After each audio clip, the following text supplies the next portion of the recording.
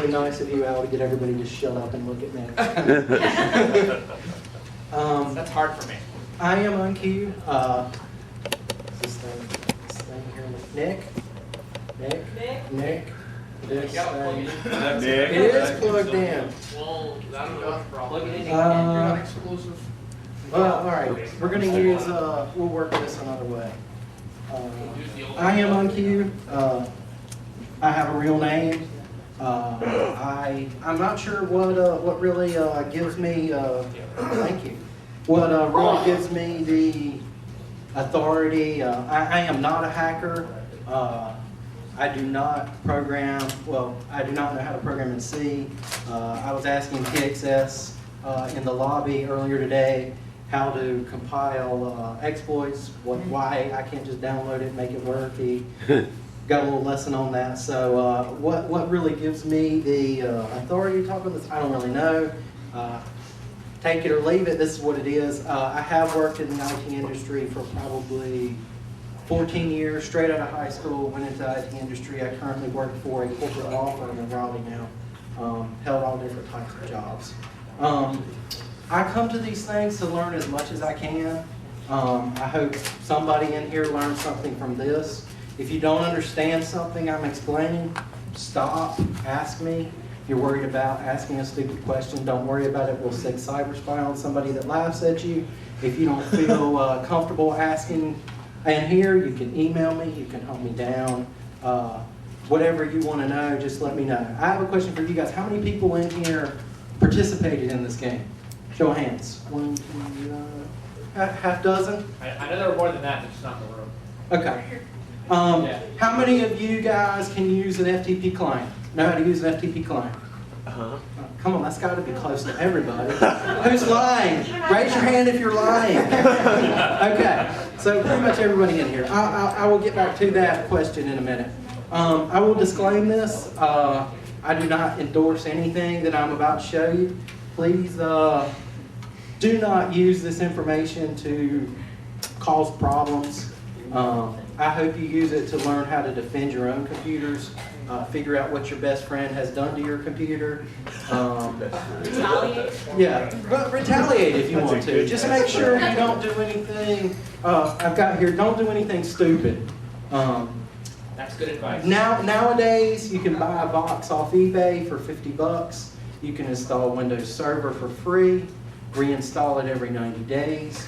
If you're like Nick, and who's tired of hearing how poor Nick is? Raise your hand. If you're like Nick and you can't afford a $50 machine, see if you can get somebody to give you one. Nick knows where to get all the free stuff. Seriously, if you can't find a box, you're really poor. He's more Jewish than cyber. Ask me. I don't have a machine now, but I can set a machine up for you to VPN into and bang on all you want. We'll probably try to do something at the lab as well, but we can find you a machine to bang on. Please don't bang on other people's machines. This is the network overview this year. It's basically 2 machines. There's a wireless access point here you guys connect to. The flag box has 2 networks on it. One actually hosts 2 files on it, the Windows flag file and an encrypted services file. The scoreboard network runs a web application here, and that requests both of those files to get them here. That's how I keep access from the flag box to getting to the scoreboard box, because it only goes one way. The information goes this way and is served off on a web server, and it gets that information in here and then processes it. I apologize for you people in the back. This is really small. It's the best I can do to fit everything on here. This was last year. There were 2 flag boxes here. One of the different things besides that is we ran Honeywalls last year. Honeywall is a box that has 3 NICs in it. 2 of the NICs act as a layer 2 bridge. So when it comes in, traffic comes in one side, it gets logged and pushed right back out to the other side. The other NIC is for accessing a web client type thing. You can see packet dumps that it does. You can actually see processes or commands that were typed in, which is pretty cool. It uses a program called Sebic. There's a server that runs on the Honeywall here. There's a client that runs on the flag box. The way it works is as it logs things, the client does a layer 2 broadcast. So there's no connection. It just broadcasts the stuff back here. That stuff is aggregated and you can actually search through it through using the web client.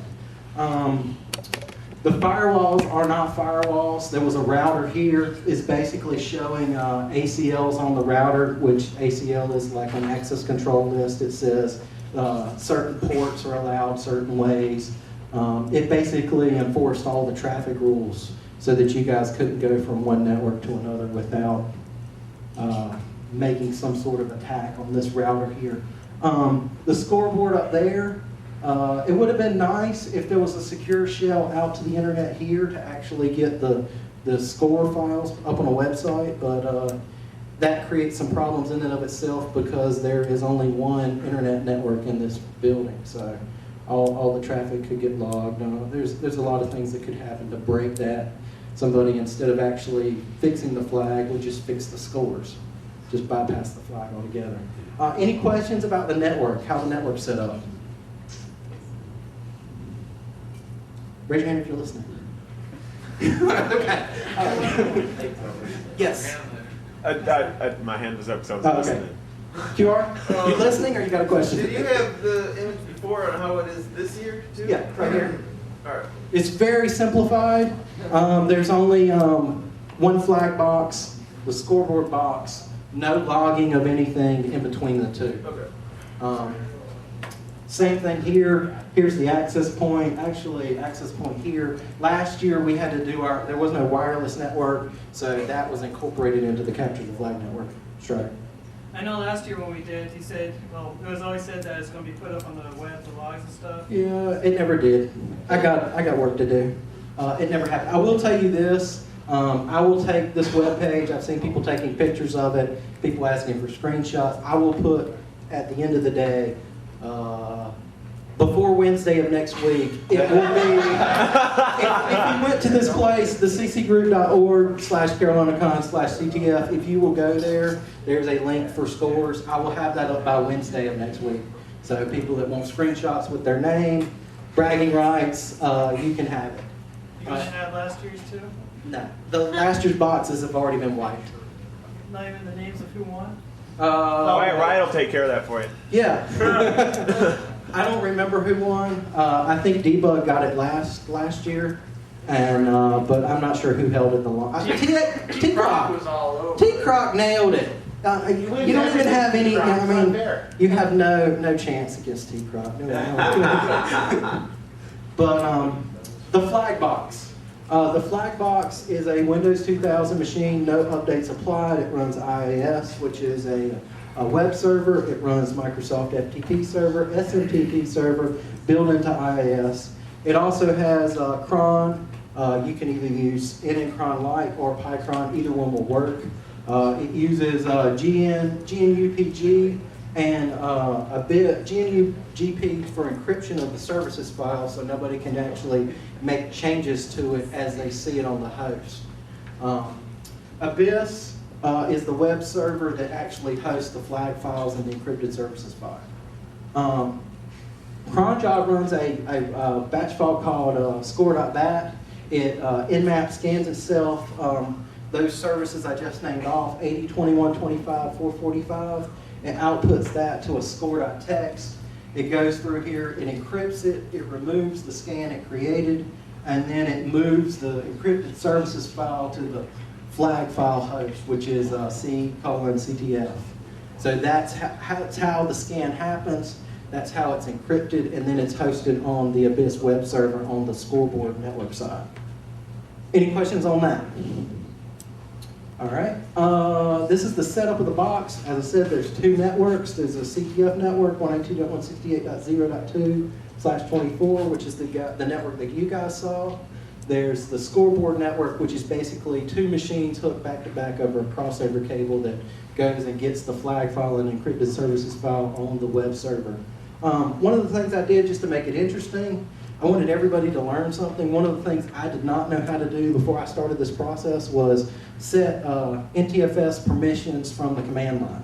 So to make it kind of interesting, when this first started, administrator couldn't write to the Windows flag file. There were several people saying, I see it, I can type it, but I can't change it. So hopefully somebody learned something from that.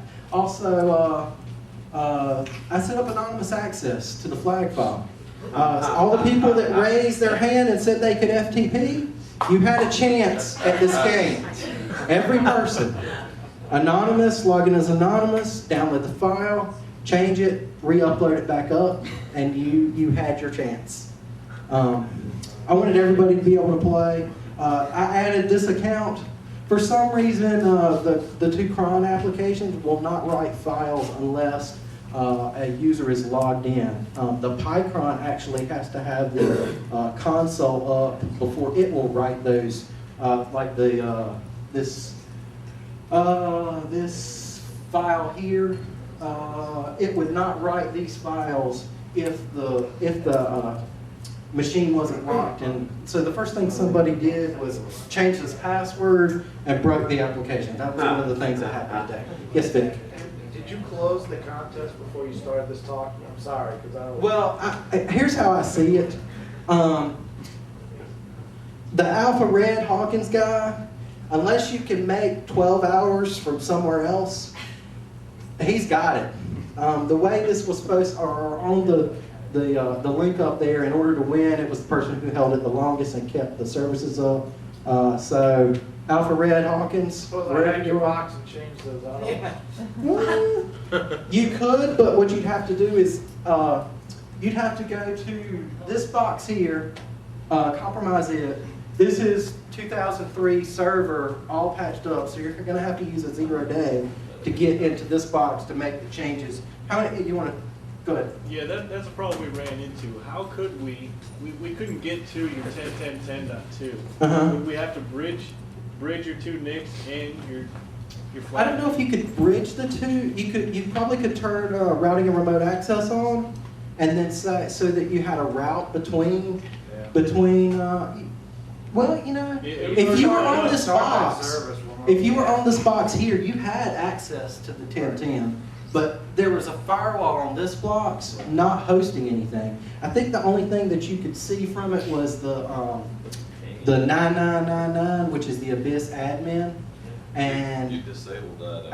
I made that so that you couldn't get on that. It only I think if you did 10.10.1:9999, you could get in, but you had to know the password. Right. Yeah, and I also made the wireless access point so it wouldn't host the admin for the access point on the wireless network to keep somebody from screwing with that. You know, you turn this stuff loose and everybody bangs on it any way they can. Any other questions? Yeah. When you get in with an exploit, how do you know what user permissions that you currently are using? There's a program called Who Am I? Who created the spool folder? But I was trying to run it and it never worked. How come the Who Am I doesn't work? I don't know. It must have been broken. I found it on my thumb drive. I got a list of, or I had a whole folder full of Unix ports from Unix to Windows, and I just grabbed a whole bunch and TFTP'd them over. And I tried the Who Am I? I tried it too. And it didn't hung work. my shell up. I was like, oh, I better start that again. What I would do is Google Who Am I? Yeah, I'm familiar with for Unix, but when I ran it on there, it would say command. Maybe it was in. It might not have been in your path. Yeah, it was in the. He put his stuff in the C Windows 32 spool SP00L folder. I don't know if there was a problem with that compilation of that executable, or I don't know. The answer, I don't know how to do The that. file might just be corrupted. I'm pretty sure I ran it on a Windows box. And it did work maybe at one 2 years point? ago or so, and it worked. Okay. But I mean, it must. I don't know. Yeah, but they do make applications for that. Any other questions before we go on? Can I say something? Yeah, sure. Another way that you can tell sometimes, like the application that you're exploiting, a lot of times you'll get the permissions that application was running. So if you exploit an application that's running a system, then you have system rights. But if you exploit an application that's running as guest, then Yes. Do you don't really have anything. One thing I want to add, I'm glad that he's sharing, because if you have a question about why I did something a certain way, there's more than 7 ways to do something. I might have took a shortcut. You might know an even shorter cut. If you do know something, have a suggestion, please let me know, because I'm here to learn just like you guys are. This is the flag file. It was also posted on this how to play link. Basically, you fill 3 things in. They're delimited with these funky symbols. The first one is the name,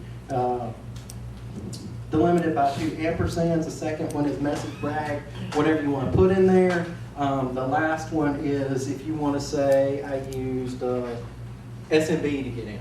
I mean, anything you want to put in there. Second part of the flag file pretty much gives you a little bit of rules. Always spell your name the same. That's how I keep track of the time that you've owned it. So if you say Hacker1 and then you call it Hacker2, they're 2 completely different names, even though they're, well, that kind of makes sense in and of itself. This application is written in Cold Fusion. Why Cold Fusion? I was forced to learn it for work. It grew on me. At first I didn't like it, but it's what I know. I can code in it pretty fast. One of the things is Cold Fusion uses pound signs as you double pound something or around something, it evaluates that variable and puts whatever that variable is into the page. Yes? So can you go back one? Sure. Right, so you can put arbitrary strings inside those ampersands, percents, Yes. carats. Yes. So what's stopping us from putting like JavaScript that's going to rewrite the page up on the wall there to just... Absolutely nothing. Okay. Absolutely So are you nothing. sure he actually has it for 12 hours? How do you know he hasn't done that? It was 12 hours. I know. Leave it to the smart people in the back to make me look like a fool. I'm teasing you. I'm teasing you. You're absolutely, that goes with Vic's talk about, what was it, Vic, you were talking about last night? The input validation? Oh, yeah. You should definitely be validating this. I wrote this code very quickly. Anybody who knows me that called me on the phone and said, what are you doing? I'm working on capture the flag. 20 days straight is when I first started on this with the modifying of the application from last year and the stock. So it was done fairly quickly. If it was broken, the fix was get it working, however it worked. If it worked, that was fine. There wasn't a whole lot of thought about, but there probably should have been knowing the crowd that this application was going to. So, But the fact that you put it together is awesome. I mean, the work is appreciated. Yeah. It was a great addition to the con. I was just simply pointing out. He's that just a there's been smart ass. no, he's not. I'm joking. That's exactly what I wanted. I wanted Pointing out what to. is that fun hack? No, that's what I want to know. What can I do next year to make this better so that you can help me keep that guy over there in balance? Yes, you. Yeah, I want to see brother go at with brother. That'd be awesome. All right, so back to let's not get off track here because there's 97 slides in this, so I'm gonna. What? A lot of it's a lot of pictures, but I'm not gonna hold you here forever. Basically, there's some other rules. One, make sure you do everything. Don't delete the directions. Somebody deleted the. Ready? Somebody deleted. He's joking. He's joking. Is that 30 minutes?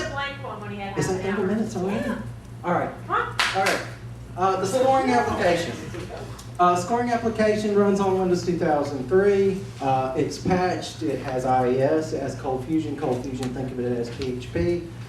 There's a cron job that runs on it that decrypts the encrypted services file. The application that I wrote, it's using a Fusebox methodology, which is, I don't know, binary cloud. Anybody heard of those?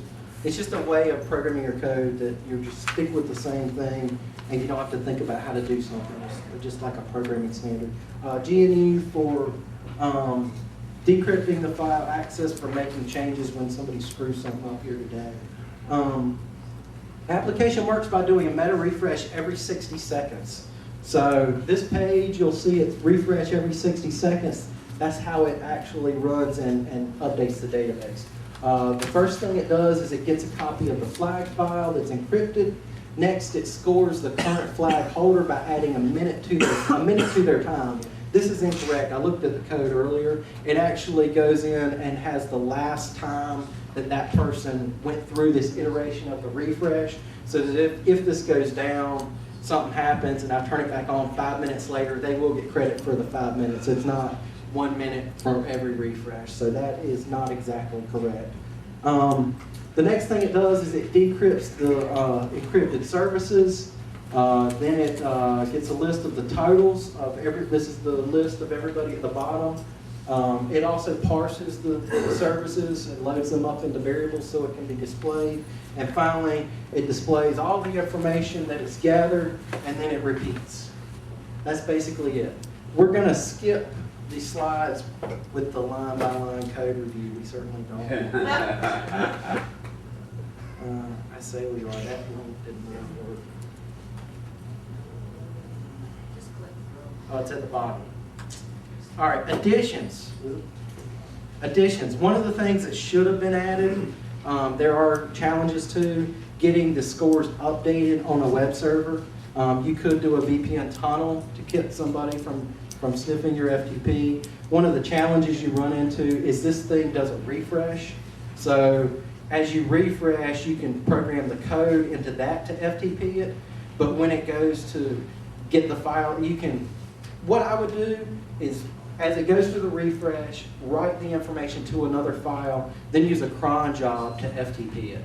That way you aren't trying to FTP it in the refresh and then it calls itself again. And then it kind of becomes a recursive loop. But then they changed that extra file, and now you're uploading bogus. Yeah, this is true. Well, not necessarily. Well, yeah, I see what you're saying. That's why I would do it and say, well, I'd save it. Oh yeah, you're right. I see what you're saying. I see exactly what you're saying. See, there's all kinds of problems with this. That's why I didn't make it work, and that's one of the ones I didn't think of. Tools, Backtrack 2. I recommend it. It works well. This is actually a screenshot of it. It can be installed. It can be a bootable live CD. It can be installed on VMware. It was released March 6th of this year, last month. It has every tool imaginable without Nessus 3. Nessus 3, Tenable, the author of that, would not allow them to put it on there, but I have a link to get it installed on there if you want to use it. That's in some of my documentation. Backtrack has a great wiki, really good forum. If you Google problems with Backtrack, there's other forums. It's very popular. You can find somebody's already probably gone down the road that you want to go down and probably already has the answers. So you can Google and find out how somebody else did it. It also works well in VMware. You can install it on a VMware machine, so then you can use both Windows tools like SuperScan 4 for Windows enumeration that doesn't run on Unix, and you can also have a VMware, so you have all the Unix tools as well. I'm going to skip this. This is basically Windows people who just want to get into this. This is how to configure an IP address, static or dynamic. These links here are to the wiki, the forums for Backtrack, and also Nessus 3 install how-to. I'll have this presentation. Actually, this presentation is on the internet right now. You can download it. It has the source code. Anything that you want to do with it, you can. It is available, and I'll give you that link at the end. The old way, I'll be the first to tell you, I can't do the old way. I'm not smart enough. But this is the way things used to work. You've got Nmap. First thing you did was you did a port scan, pick you out a service. I chose HTTP here, which is the web service. Could be Apache running on Windows. Load up AMAP, point it at port 80. You find out it's actually Microsoft IIS version 5. Next thing you do, go to Security Focus. Find your vendor, your application, your version. Scroll through, pick you a exploit out, click on it, make sure this is the version that it works on. Once you find out it's going to work, you can do it remotely or you can do it locally. Depends on if you have a shell or not, or whether you want to get a shell out to you, whether you're given a user account and then run something locally. That's the difference between locally and remote. You already have a user account on that machine. Next, click the exploit tab. Here's several compilable exploits that can be run. You download those, you compile it, you run it, you hope it works. From talking to TXS this afternoon, a lot of times some things won't work. You're missing libraries. He suggests Googling your error and you could probably find the library you need. This is on Windows. Matter of fact, let me go ahead and make this point. Everything I'm going to talk about today is talking about a flag box being a Windows machine, not a Linux machine. So if you go to DEF CON or wherever they have a Linux flag box, nothing will help you here. But I will totally make you win if it's a Windows box. So you download this file, you compile it, you hope it works. Some things I have read is that they don't want to make these files work for everybody. They'll make up some anonymous function that doesn't work. You have to know C to actually go in, and I don't know C. I can't program in C. So you have to know a little bit because they don't want people just running it on their school's computer or your buddy's computer. You never know. Anyway, Millworm is another place. They don't want your average script kiddie to run it. Absolutely. They want you to have some skill to be able to run this. If you deserve to do it, you better have some skill to modify it to make it whatever's missing. Absolutely. Some assembly required. Yeah. Millworm's another good one. They have both remote, local, web apps. They have all different. Millworm is really great. Go find your remote exploit, pick you one out, click on the link, grab your file, compile it, run it, hope it works. If not, repeat the process. Hopefully you'll find one. Another good way to do this, use Nessus. Nessus is a vulnerability scanner. Be sure and be nice to the computer. Do not pick like the denial of service plugins. That just kind of screws up the game for everybody. Also, if you know it's a Windows box, there's no need to run the NetWare plugins or BSD, Linux. I mean, uncheck those. I mean, be nice to some of the people. But what you can't, you can't see this here, but if you pick some of these are all the critical services that you can exploit, that are known exploits that you can exploit. If you scroll down in this box, there'll be CVEs. You can Google common vulnerability and exposures lists. You can find exploits in there as well. Some of these I already went over. You can compile your these C exploits using Cwin for Windows. I learned today that Visual Studio Express is free, so you can use that as well. Linux, you can use your normal GNU-C compiler. Here's a tutorial. You can go to this after this. They've got a little tutorial on how to do it. Links to all these applications. The new way, I can make everybody in the room a hacker. Very easy. Point and click. Pick off the lowest hanging fruit first. That kind of goes down to, was the admin dumb? Did he enable anonymous FTP write access? Don't pull all your tools out when you don't have to. Try the doorknob. Is the door open? No need to drive through the front door when the door is open. Just open it. Is the device or something have a default password? There's a whole slew of these. You can Google. I can't think of what to Google, but I'm sure there's probably there's a security basics on the bug track mailing list. That's a good place to get some starting information on any questions that you might have.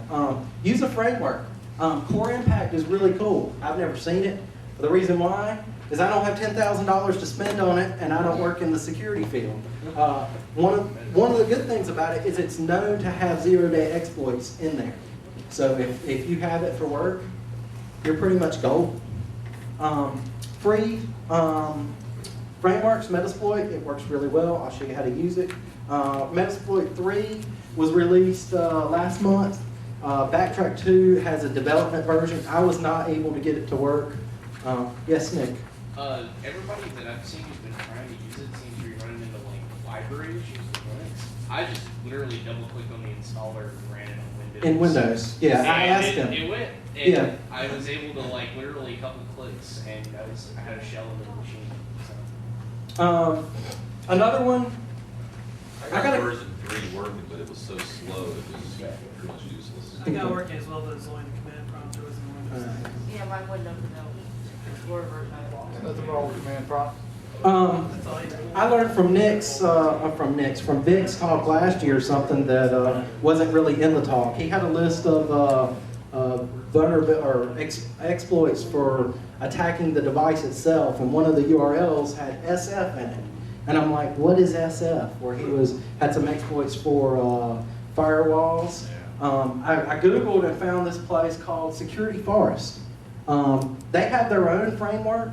They have their own CVS of exploits. All the exploits in the tree work with this framework. I have not tried it, but I found it while I was doing research for this. They haven't updated it lately, but it's got a lot of. Yeah, it's got a lot of exploits on there. I would say even more so than the Metasploit plugins. Definitely.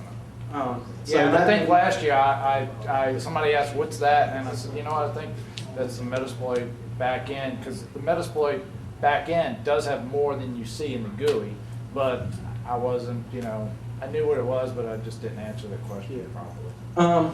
I didn't see your talk. I missed it. It was my birthday. So I sent you a copy of the slide. Yeah, that's how I found out about it. This is Metasploit. You click on the start button, all the Windows people, click on the start button, the K, and backtrack. Go to, it's under penetration testing, and then under that there is all or something. Exploits. Let's see, this guy knows a better than I do. He should be up here. But you start the server. Once the server starts, it gets a window running. Then you open up your web browser. You point it to localhost. It runs on port 55.5. That's 5 fives for those people who can't count. Scroll down. This drop down, pick your application. I picked IIS. I clicked on the printer buffer overflow. Next, I went through here. I was like, sweet, it works on Windows 2000, no service packs. I clicked that link. Next thing I did was I said I want a reverse shell. Reverse shell means it's going to do an exploit, and that box is going to send me a shell. All I have to do is listen for it. Once I clicked that, I typed in the IP address of the flag box. I clicked exploit. It said, sweet, I got you a shell on session 1. Click that box, you're in. Click, click, click. You're a hacker. Nothing to it. Thank the good people from Metasploit. Next thing I did was I went in and I started a TFTP server. It's built into Backtrack. I should have done this for starting Metasploit, but you go to Services, TFTP, start it up. You're now running a TFTP server on your laptop. It's running on port 69. The home directory is temp. Go to your temp folder, get your tools, copy and paste them in there. Go back to your shell. TFTP, I got CryptCat that I just stuck on that Windows box. So you're in. So now what? Anything you want. Who's gonna tell me how to win? Well, what's the first thing you're gonna do once you're in? Cyberspy. Once you're in, the first thing you do is keep others out so you can do what you got to do. All right, that would be number 1. Install hot fixes and service packs. Let's get that out of there. One of the good things you can do is you can download these, host them on your TFTP server. Then you don't have to wait for them to download. You might be here where you have no internet access. One of the things is you only have a command line, so you can't just click on the setup and get it to work. If you do the command line with the /Q, it won't ask for anything. It will log errors. It will actually install. You don't need to click next, next, next, finish. Another thing is if it's a server that has drivers specific to that hardware, you do a /O or OEM, override OEM. That will get that to finish and override those as well. Strider, do you have a question? I was going to mention, it's probably a good thing to make your own user account before you patch the hole you used to get in. Well, that's a good point. Get you a back door before you start. Yes, Nick? Just out of curiosity, does anybody know of a place to get Windows patches and service packs in like 1.8 and stuff? Windows Update, Microsoft. Yeah, Microsoft. Yeah, so then you gotta have like 12 different installer files. They make download all of them. Windows updates for like a network push type install, where you can pull them down Yeah. for later Yeah. use, one at a time. There's some stuff all And you updates. can execute them through a command line. Really? They have it Alright. set up so Yeah, that you you- can push it out over a network And you with can- a certain command line switch, and it will run through there. Or with tools, you can queue chain a bunch of patches into one package. Like I Run that said, package. host these on TFTP. You don't have to wait for them to be downloaded. Download these before you go to the con. So you don't know what's going to be there, so download every freaking update you can find. Host it on your local TFTP server. All right, who's got another one? What do you do next? Nick Fury. Net user and then change the administrator password. Oh, that's a good one. Net user. Let's see, where is that on my list here? Number 8. Number 8 survey says that could work. Oh, sucks. Hang on, technical difficulties. There's an, There's even. you can change user passwords across the network if you have credentials to get into the box. However, that does not work on the administrator account. But if you're in a shell, Yeah. then you're not doing it over the network. All right, so much for being fancy. It doesn't work. All right, don't cheat. Don't look. Do not look. Number 8. All right, tell you what. Since this is kind of screwed up and doesn't work, even though I did test it several times, we'll go through these in order. I know it sucks, That but works. No. that's the way it's going to go. It'll also keep us down on time. Yeah, I'm Carol. I hate to sidetrack. Can I hook up my laptop here for Jeopardy, or should I go to Jeopardy? do it Or- here. No, for the sound, or do I have to go get my speakers? Do we have sound for a laptop here? Yeah. Okay, I'm done. Go back to you. And we're back in the right out. We're back. All right. Next thing, PS Tools. That's funny. Who uses PS Tools here? 15 minutes. We're going to go through this quick. PS Tools is basically tools that you can use to connect to an IPC share. Snoopy dies. You hurt my feelings. You're leaving. That's okay. That's cool. But it's hot. Look at him, he's smoking. Seriously, these connect to an IPC share. You run these remotely. As you can read through this list, this is what each one of them does. Links. This is a tutorial on how to use it. This is where you download it from. This is not all of them. There are several more. The bad thing about them is they send everything in plain text. So when you use them, somebody's going to know that you're using them. Yes. One thing that, like, I use PS exec locally because if you use a run as command, I have issues with the password prompt getting shuffled across. So PS exec works really good locally because you can specify running as somebody else and that password right in the I was wondering why you had them there because I was like, these are remote tools. Why has he got these on the local side? So that's a good point. I'm glad you said that. Stop unneeded services. There's a sc.exe, which is part of the resource kit, Windows Resource Kit. You can create start, stop, query, delete services. Go through and delete all the ones that you don't need. Make sure you Make sure you don't turn off the ones that are required to keep the system running. Exactly. Which is about 10. I think CyberSpy, no, Strider did a kill star. Way to go. The syntax is here, documentation's here. You can download this off the internet. I've got it up there. Look for what somebody else has running. Netstat is a great command.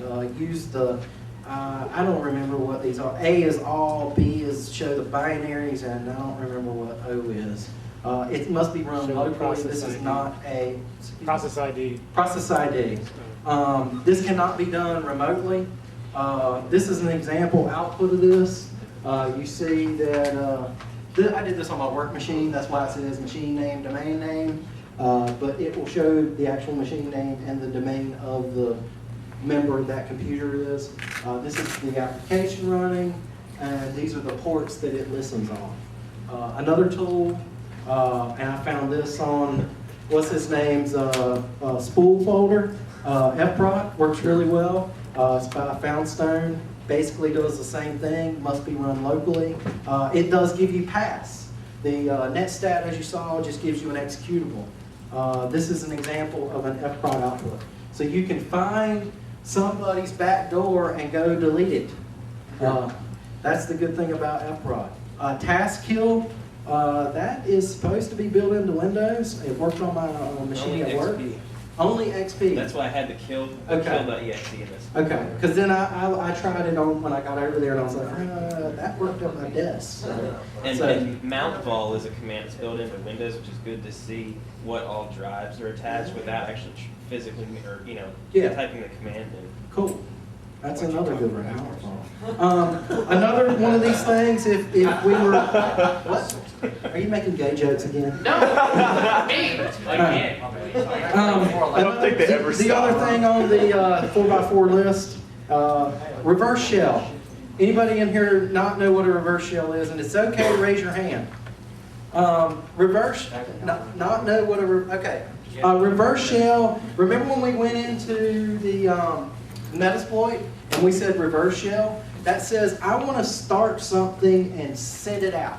So I'm going to bind a command prompt and put it on a port. The only thing you got to do is know what port it is and you connect to it and you're in.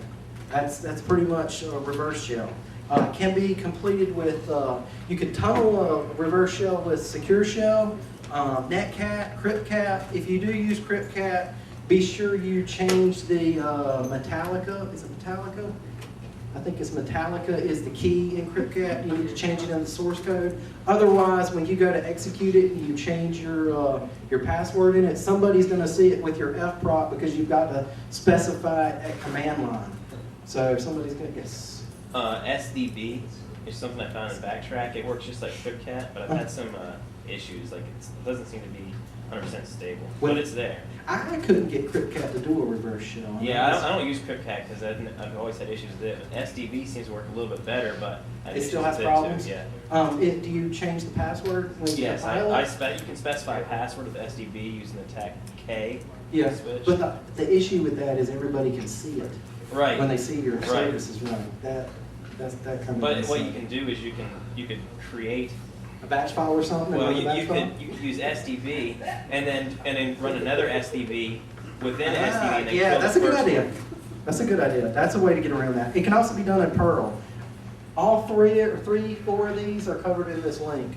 Go get it later if you want to do it. Rootkits. Install a rootkit.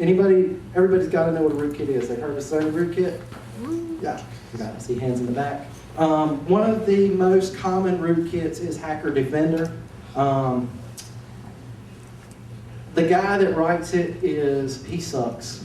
He does suck. He's a douche. Really. He will, I don't know if you've heard about him or not, but he will actually, yes you. He will actually, he's in the Western European countries. You call him up, I got $5,000. He's like, dude, I'll recompile this thing for you. It won't be caught by anything. What do you want it to do? What kind of information you want it to grab? I'll hook you up. We got all kinds of plugins. You can download this thing. Please don't support it. You can download it to play with it though. If you Google this file here, you can find it. Be sure you turn your Norton off because as soon as you download it, it's going to quarantine it. Rootkit information. Along with half the stuff on Look at this interview. This will show you the mentality of this guy and why he sucks. There's a book on rootkits. The link there, it's all right there.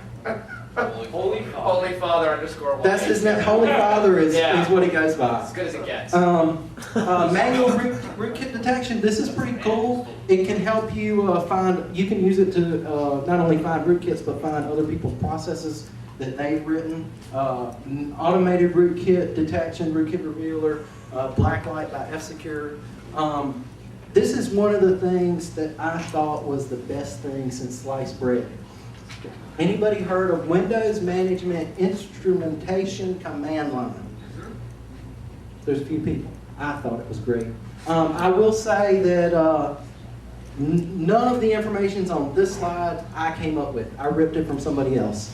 I did email him and ask him, I emailed his Yahoo account, asked him if it was okay. I never got a response back. The webpage I found it on was dated 2004, so he probably didn't check Silence the email. equals agreement. But yeah, yeah, exactly. This guy named Ed Scotus, he works as a day job for Intel Guardians. He's also an incident handler at Internet Storm Center. He's written some InfoSec books. This malware fighting malicious code is probably pretty good. I have not seen it. This is where I first heard about it. There's a webcast that has a PDF you download. It's freaking awesome. You got a typo in that slide. Thank you, Vic. Vic is the spelling Nazi, and he gets me every chance he gets, but it's a growing game. It's fun now. This is pretty cool. This is built into every professional copy of Windows. It is not on 95, 98, or XP Home. You run WMIC the first time, it says it's installing. WMIC process list brief, you can do a find command. So if you're looking for a certain executable that's running, it will show it out. There's also a pipe it defined string. You can do regular expressions, command, or P. You can write regex for all the PS utilities. You'll see them as soon as they pop up. Yes, Cyberspy. So that's like grep then? WMIC is like grep? No, not at all. Fine string. Grep. I don't like grep. Find is like grep. This is grep from here to there. WMIC will give you a list of processes running. Okay, gotcha. Piping it to find is like doing ps-aux pipe to grep and find it. Well, WMIC can do all kinds of. Yeah, I'm gonna get in. It does all kinds. Yeah, It's really cool. It gives up the kitty. Trust me. Yeah. It does get up. Somebody's laughing. Even his phone's laughing. That's how funny that was. This is an example of the output. You get if you do the command line, you get the path. This is built in. You don't have to install anything. You don't have to TFTP anything over. You get the path. You get the process. You get the process ID. Another thing it does, you can do like a top. You can. Oh shit!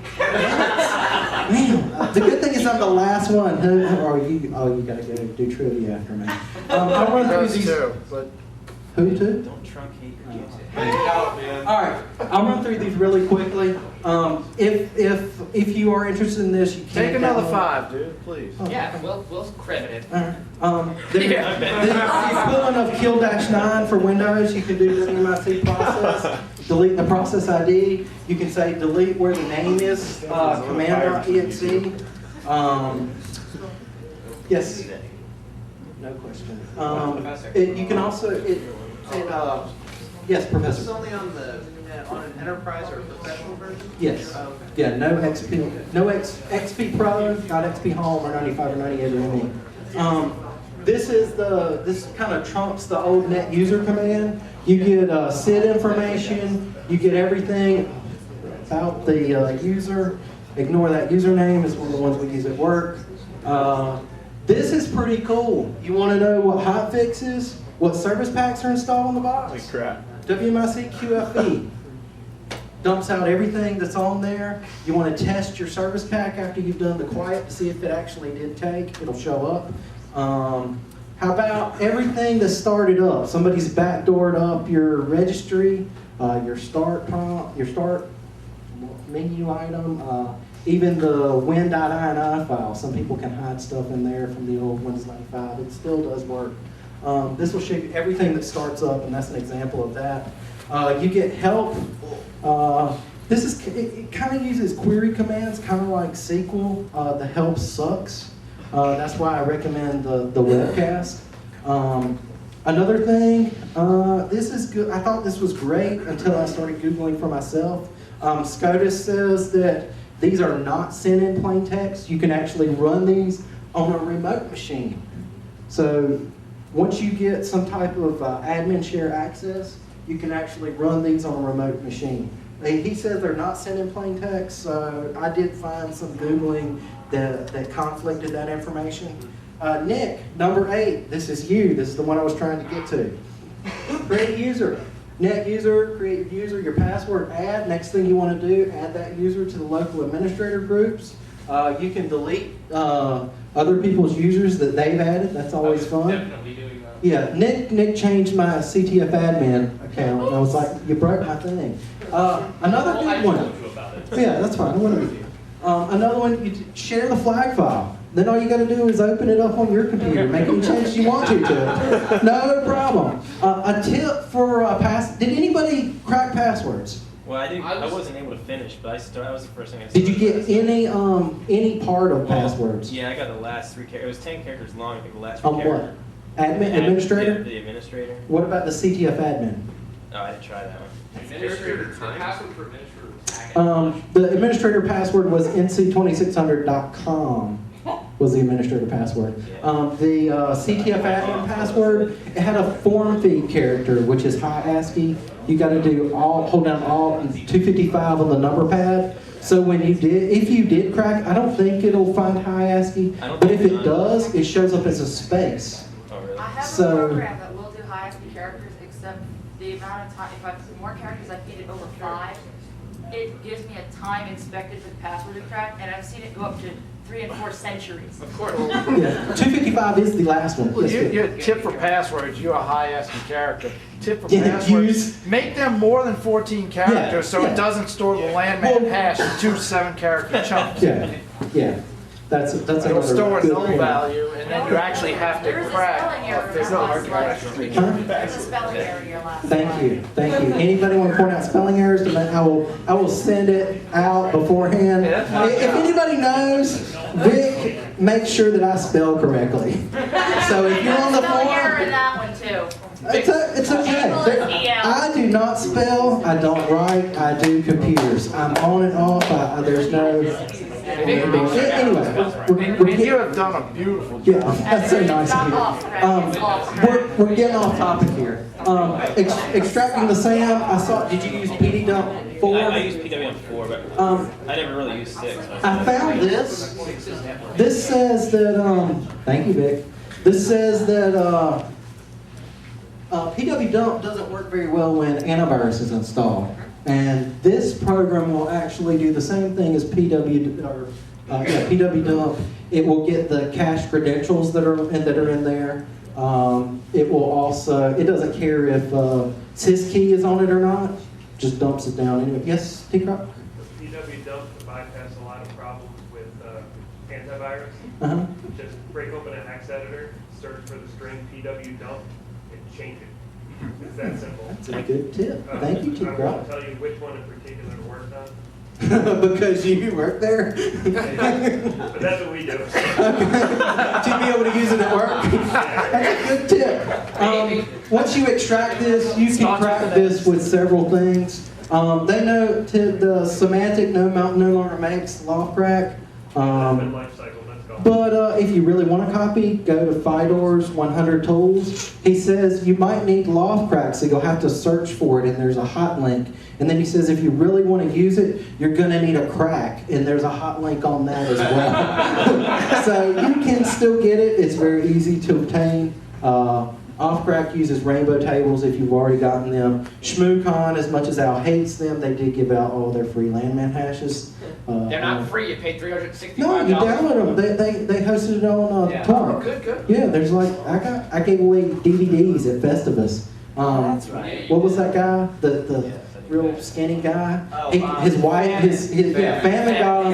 His girlfriend got him and was like, "What are these?" And he looks at them, and I see him tucking it into his shirt because it was you could trade if you wanted those. So he was trying to hide them, so he liked them as well. Accessing the flag box through a GUI. I had terminal services running. You could actually get a GUI to run Windows Update.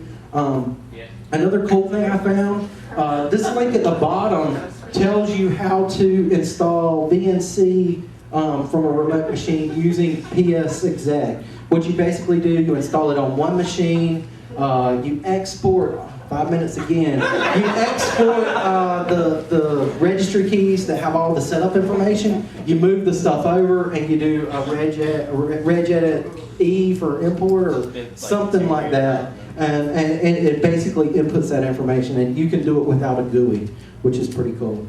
You want to really screw with somebody? Let's say they're on, this has access to the internet. You want to stop people from downloading? Go in and change the DNS server. They can no longer convert numbers into numbers. That's always fun to do. Edit the host file. A lot of malware does this. I found somebody brought me their machine last week. It was like a case study. Never actually seen one because I don't get malware. But they go in and they'll say your local host is semantic. So when you go to update your antivirus, it goes, oh wait, it's right here. I'm hosting it. And then there's no web server on your computer and you can't get any more updates. That's always fun. That's how the Windows genuine authentication crack works now. Oh really? That's pretty cool. So they host the information That's all need. you have to do? Yeah, that's pretty cool. Log all traffic. This is for all the people that run PS Exec. What I would do is go through and pre-write some filters for all the tools that you know, send all the information in plain text, turn those filters on in Wireshark, let it run, all your information will just pop in. If you need an account, somebody's already created, they're using it, you'll have it. Automation, Nick did this.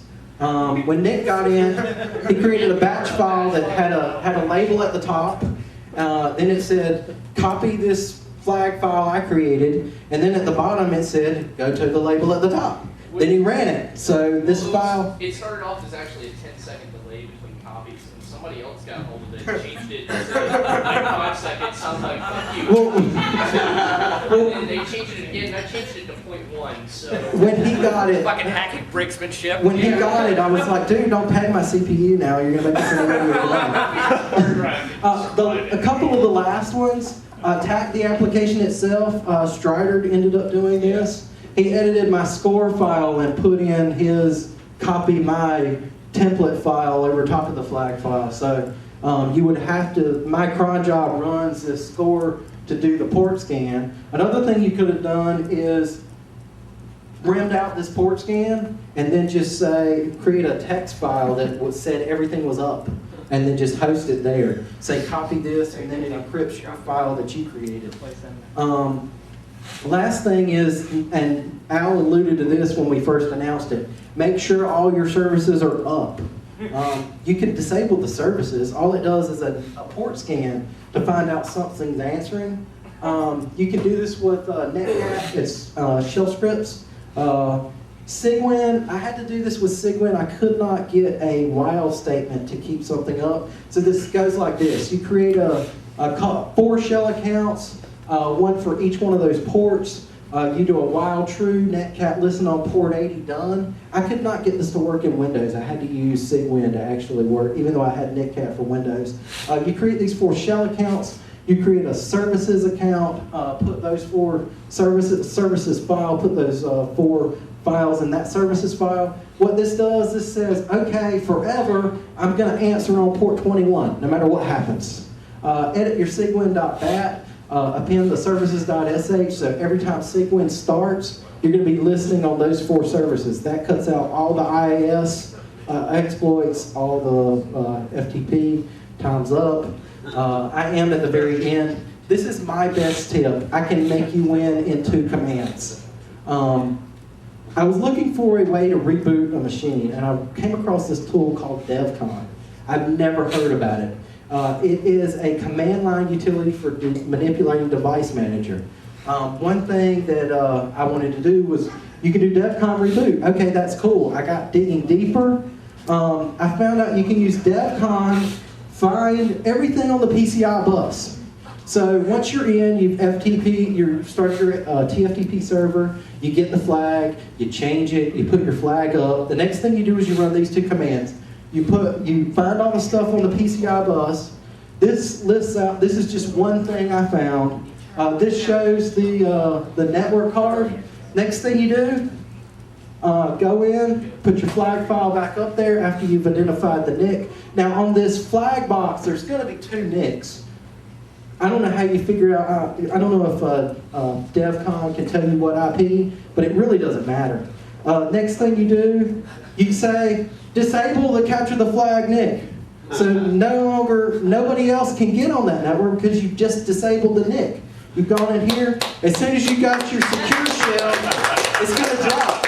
if it doesn't drop, you disable the scoreboard network. So all you gotta do, reverse this, enable, go back to the other network card, disable it, your flag falls up there. This network going into the access point is no longer working, so you're in. How is that cheating? That's DOSing it. The services will stay up. You saw it. You know what? How firm were the rules in this Not contest? very, 'cause I was trying to hop into the dot too. Well, of course. Like, you're gonna bang on every part you can find.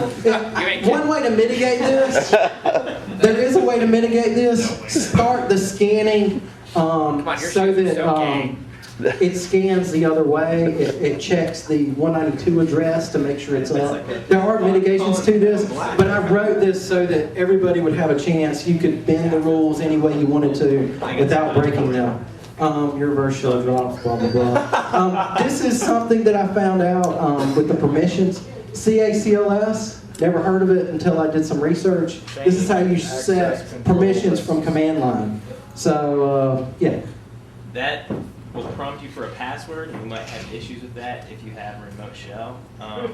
We were talking about a Windows port of CHOwn, whatnot. So that I don't know, I haven't played with that, but that might be something you want to. It does work. I was able to get it to work and not have a password. It might have been because you were in a system or something. That's the only thing I could think of. I was helping Strider because he's like, I can't write to it. And I was like, here, try this command. And one of the things we got was, our PC server is busy. So somebody's obviously doing something. Questions? Any questions? We've had some questions while we've gone through. Yes, Strider. One thing that annoyed me with him. That's he not had a question. It's a comment.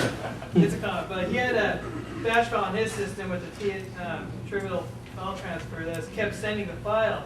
And since he was constantly sending it, it was always locked. No write So nobody access. could- right. That's another way. Or that's another good way. Oh, don't whine because he beat you. Any other questions? Yes, Alex. How do you say that you're not a hacker? Because I Exactly. program and write exploits. You're totally right.